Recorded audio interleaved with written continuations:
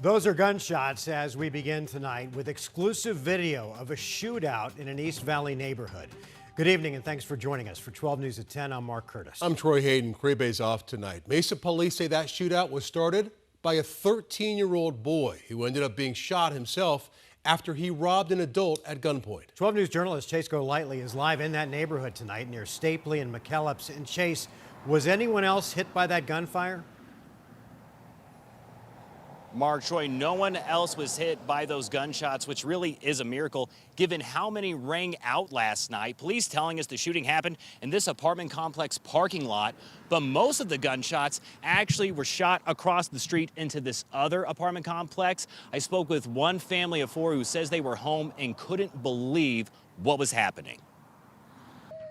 Pieces of wood were flying all over my floor. The Castagnons family home riddled with bullets, getting dangerously close. This one could have hit me. 13-year-old Alfredo Castagnon says he was in his room folding laundry with his mom at around 8 o'clock when he thought he heard fireworks. I never heard a gunshot before. All of a sudden, he says debris was flying through the air. His mom pushed him to the ground, saying the home was being shot at. It was just like so fast. It was scary. It frightened me a lot. He started crawling toward his sister's room when he noticed a bullet hole in her door. I'm like, oh my gosh, Arisa. 15-year-old Arisa was also folding laundry when a bullet whizzed right past her. It just happened so fast, I didn't know genuinely what was happening. She also dropped to the floor and got her phone. And I called the cops, and then my brother came running into my room, and he laid down hugging me. A terrifying scene that could have ended their lives. I'm still shaking just thinking about it. Like one of the worst things that could happen to us. All those gunshots came from across the street.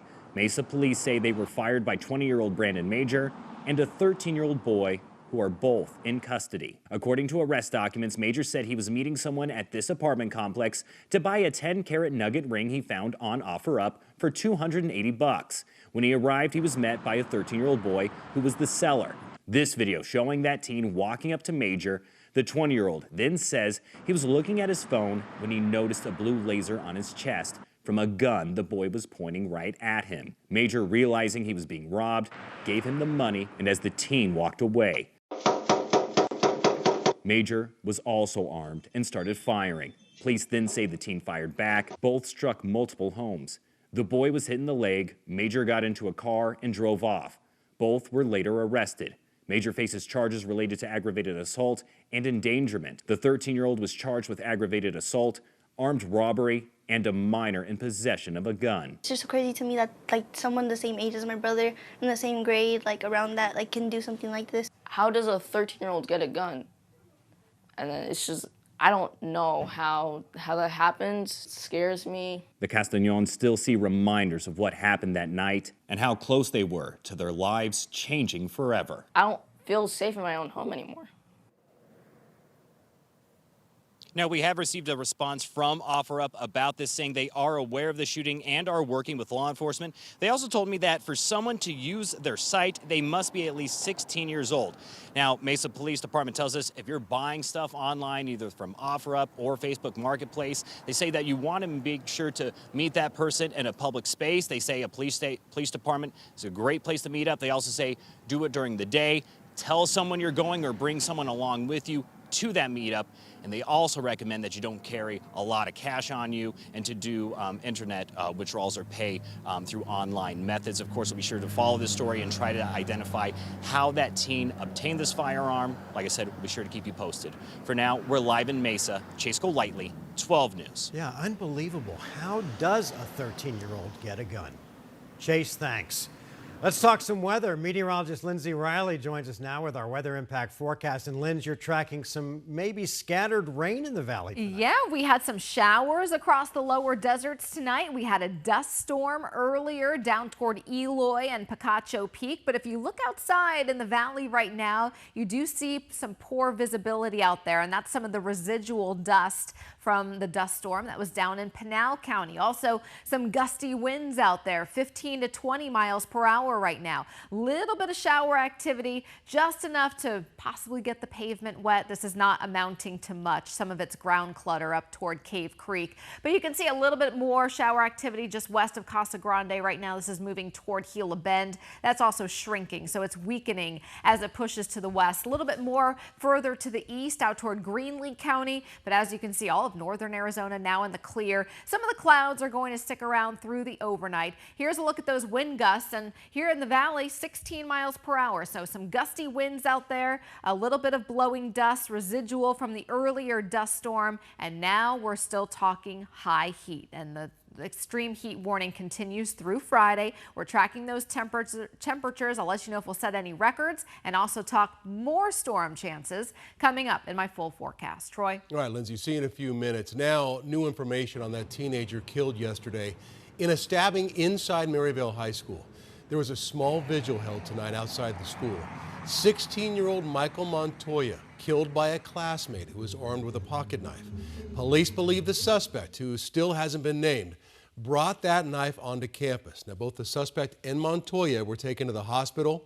Two sources say the suspect now is being charged with second-degree murder as an adult.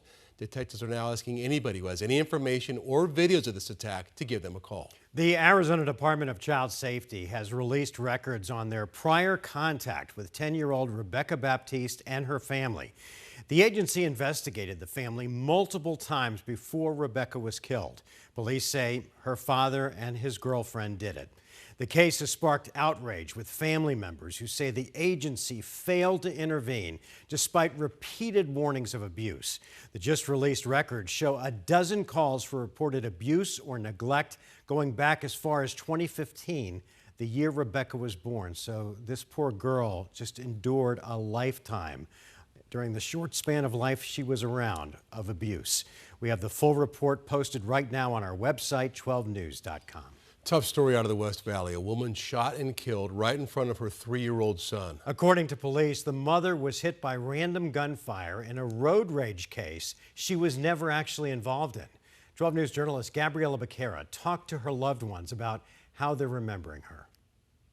A heartbreaking situation as a young woman and her family were caught in the crossfire of a deadly road rage argument. The entire incident was caught on camera and the suspect is now behind bars, but family says no justice could ever bring their loved one back. A red light at 51st Avenue and Camelback Road changed this Valley family forever. It hurts to lose your hat when but when it happens in front of you,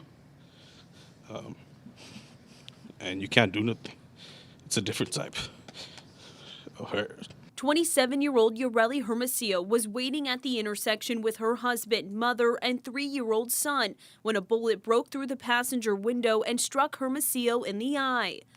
I feel for my son